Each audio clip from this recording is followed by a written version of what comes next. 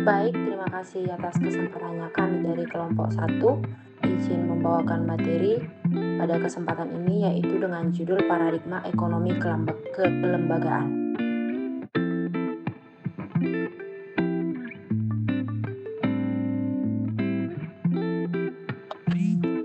Sebelum masuk kepada materi, izinkan kami memperkenalkan diri.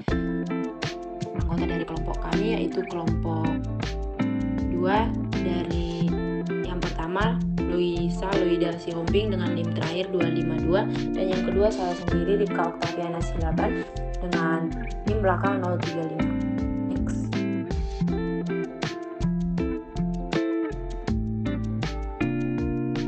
Adapun pokok bahasan yang akan kami bawakan pada kesempatan ini ialah yang pertama perilaku, teknologi dan ideologis, yang kedua realitas dan evolusi, yang ketiga metode kualitatif, partikularitas dan subjektivitas, dan yang keempat non-prediktif, nilai, guna dan liabilitas data. Next. Materi yang pertama yaitu perilaku, teknologi dan ideologis.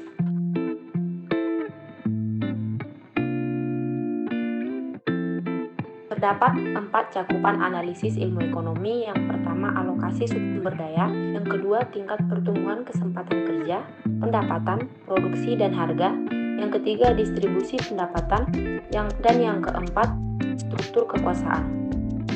Pendekatan klasik lebih banyak menggunakan ketiga analisis awal, berbeda dengan pendekatan kelembagaan yang membahas persoalan ekonomi dengan instrumen terakhir. Menurut Veblen, kelembagaan adalah kumpulan norma dan kondisi-kondisi ideal atau sebagai subjek dari perubahan dramatis yang direproduksi secara kurang sempurna melalui kebiasaan pada masing-masing generasi individu berikutnya.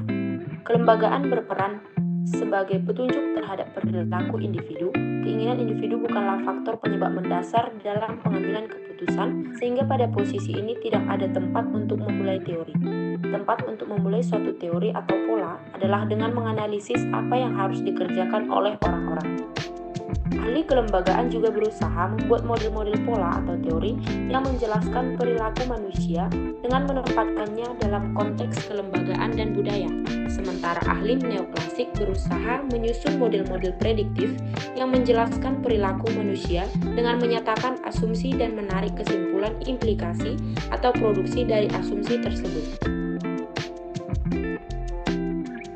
Untuk melihat bahwa ilmu pengetahuan modern dapat dibedakan dari sisi persoalan subjeknya dan bukan dalam metodenya.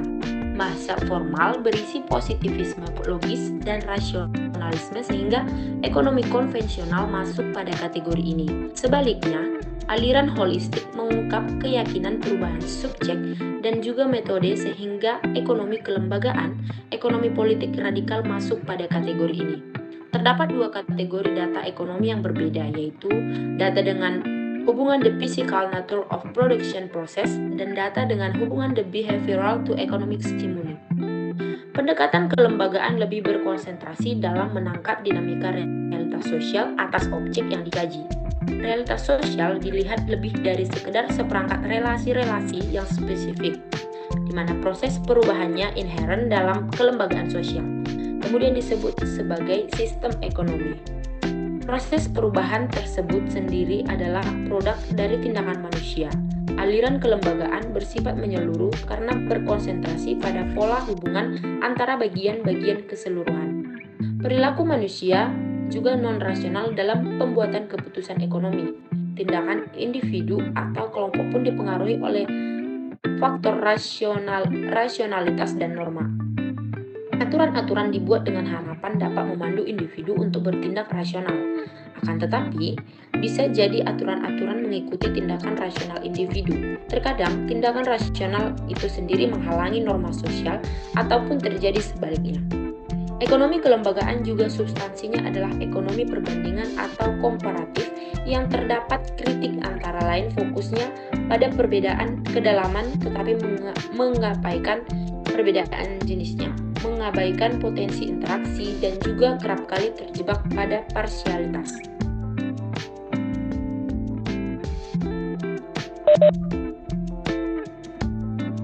Oke, di sini saya akan melanjutkan materi kualitatif dan partikularitas dan subjektivitas. Memahami individu atau masyarakat bukan sekedar soal subjek, tetapi juga metode itulah yang kemudian akan mengantar setiap ekonomi kepada sebuah kebenaran. Kebenaran inilah yang hendak diuji dalam pendekatan ilmu sosial, yaitu metode penelitian kuantitatif dan kualitatif. Membangun penelitian kuantitatif terdiri ada 3 premis, yaitu general, objektif, dan tertutur.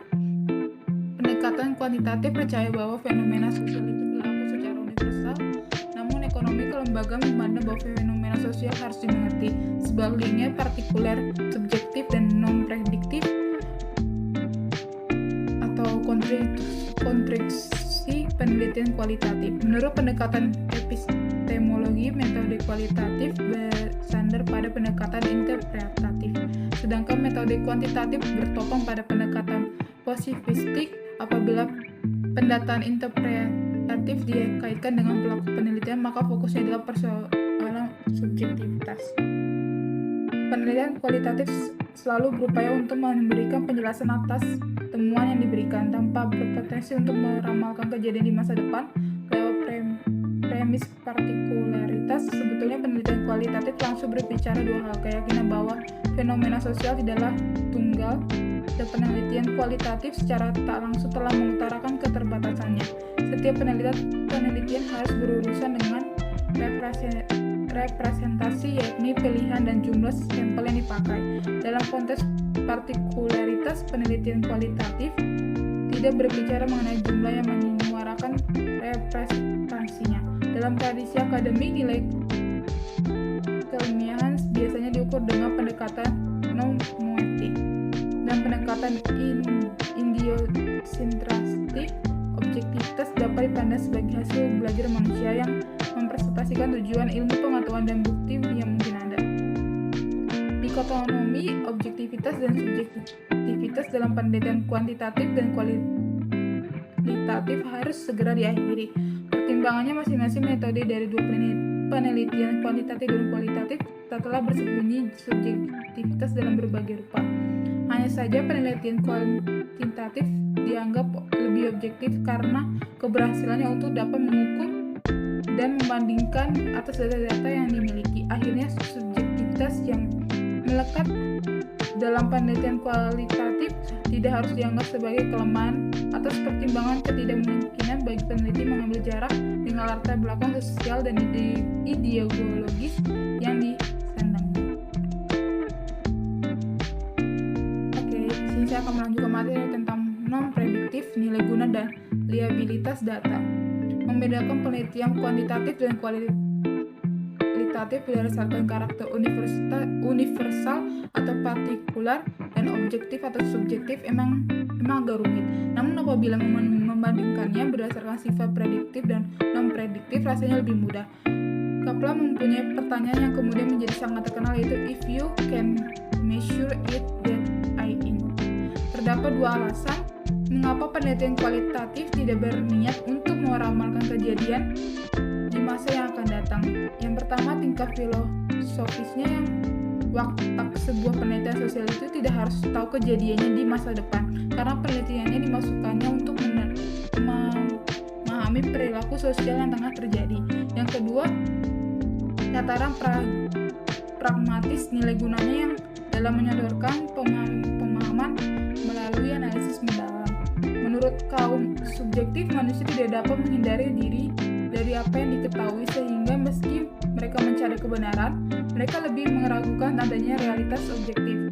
Oleh karena itu, sifat non-prediktif itu menjadi ukuran fungsi dari penelitian kualitatif. Data-data ilmu sosial yaitu dan respon atas kebijakan dianggap tidak stabil, walaupun data mengenai sikap respon atas kebijakan ini lebih stabil, tetapi rentan terhadap perubahan. Ekonomi kelembagaan berfokus pada struktur kekuasaan. Pendekatan yang digunakan pun bertujuan untuk jalan keluar. Pendekatan kuantitatif dalam ekonomi kelembagaan dapat diukur dengan biaya transaksi. Untuk tujuannya tertentu, pendekatan kuantitatif pun berguna bagi ekonomi kelembagaan. Penelitian